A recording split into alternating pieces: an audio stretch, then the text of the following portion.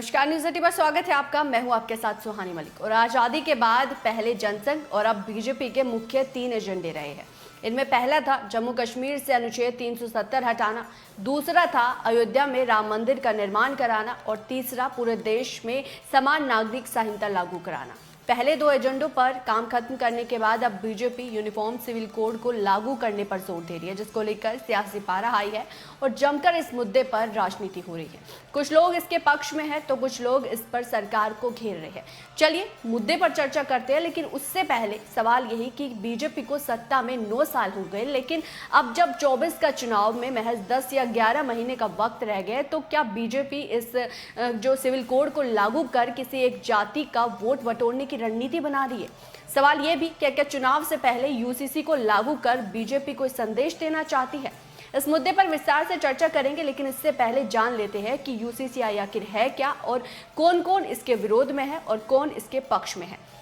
दरअसल बसपा सुप्रीमो मायावती ने uniform civil code को लेकर बड़ा बयान दिया है। बसपा चीफ मायावती ने यूनिफॉर्म सिविल कोड का समर्थन किया है और मायावती ने कहा कि अगर यहां सभी धर्मों के मानने वाले लोगों को हर मामले में एक समान कानून लागू होता है तो उससे देश कमजोर नहीं बल्कि मजबूत होगा। तो वहीं अखिलेश यादव ने इस मामले में बीजेपी पर तंज कसा है। उन्होंने इसका विरोध किया है, सुनिए। नियम एवं रस्म रिवाजें हैं जिसे नज़रअंदाज नहीं किया जा सकता है, लेकिन वहीं दूसरी तरफ ये बात भी काफ़ी हद तक सोचने वाली है कि यदि यहाँ सभी धर्मों के मानने वाले लोगों पर हर मामले में एक समान कानून लागू होता है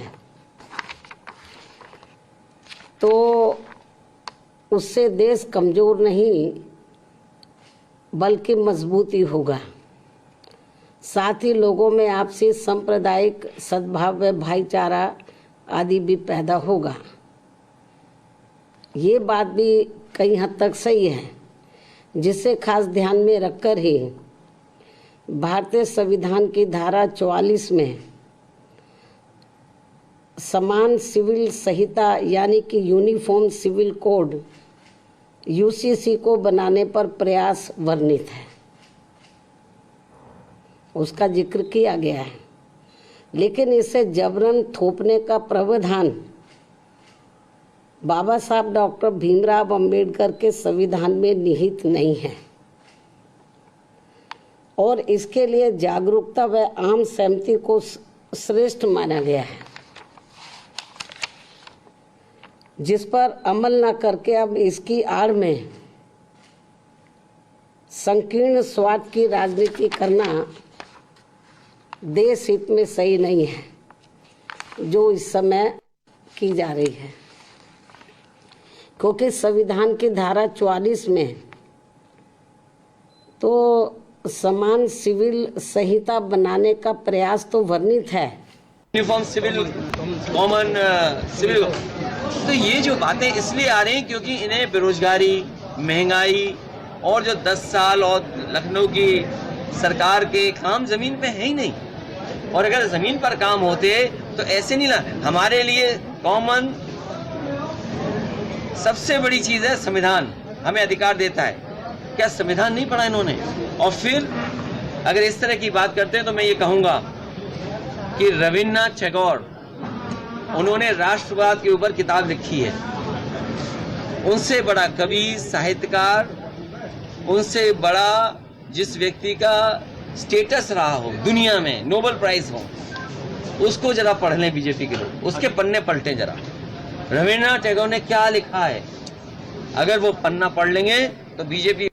समर्थन और विरोध में खड़ी पार्टियां, ज्यादातर विपक्षी पार्टियां यूसीसी का विरोध कर रही है। इन पार्टियों का मानना है कि यूसीसी अल्पसंख्यक समुदाय की धार्मिक स्वतंत्रता का उल्लंघन करेगा और यूसीसी आवश्यक नहीं है, क्योंकि व्यक्तिगत जो कानून की वर्तमान प्रणाली अच्छी तरीके से काम कर रही है। विपक्षी दलों का आरोप है कि यूसीसी का इस्तेमाल बीजेपी देश पर हिंदू वादी जो एक मुहिम है उसे थोपने के लिए करेंगी। Congress, TMC Congress, JDU, CPI, RJD, RLD और समाजवादी पार्टी ने इसका खुलकर विरोध किया है। वहीं आम आदमी पार्टी ने इसका समर्थन किया है। पार्टी नेता और सांसद ने कहा कि हमारी पार्टी इसका समर्थन करती है। आर्टिकल 44 भी इसका समर्थन करता है, क्योंकि ये सभी धर्मों से जुड़ा मामला में है। ऐसे में इसे तभी लागू किया जाना चाहिए जब इस पर सर्वसहमति हो। वहीं बता दें कि उद्धव ठाकरे का कुछ यही रुख है। एनसीपी ने तो समर्थन किया है, न ही विरोध। पार्टी के कार्यकारी अध्यक्ष का कहना है कि हम सिर्फ ये कह रहे हैं कि इतना बड़ा फैसला जल्दबाजी में नहीं लिया जाना चाहिए। अचानक 9.5 साल बाद सरकार अब यूसीसी की बात कर रही है। ये चुनावों को देखते हुए एक राजनीतिक चाल है। अब आपको बताते हैं कि प्रधानमंत्री ने यूसीसी की बात क्यों की है। इसका सीधा सीधा जवाब है कि यूसीसी लागू करने के पीछे बीजेपी के घोषणा पत्र का हिस्सा रहा है। लेकिन अभी क्यों? क्योंकि आखिर 9 साल से सत्ता पर काबिज रहने के बाद प्रधानमंत्री मोदी अब इस मुद्दे को क्यों उठा रहे हैं, जबकि बीते 9 सालों के दौरान वो आसानी से इस मसले पर एक गंभीर बहस को बढ़ावा दे सकते थे और विपक्ष को आश्वस्त कर सकते थे कि इस कानून से किसी विशेष समुदाय को कोई खतरा नहीं है। अब यूसीसी का मुद्दा छेड़कर प्रधानमंत्री ने विपक्ष में दरार पैदा कर दी है। आम आदमी पार्टी, शिवसेना, एनसीपी सबके अलग अलग मत है, यानी कि जिस विपक्षी एकता की बात हो रही थी वो इस मुद्दे पर बिखरा हुआ है। यूसीसी से जो बीजेपी है वो ध्रुवीकरण का एक मौका तलाश रही है।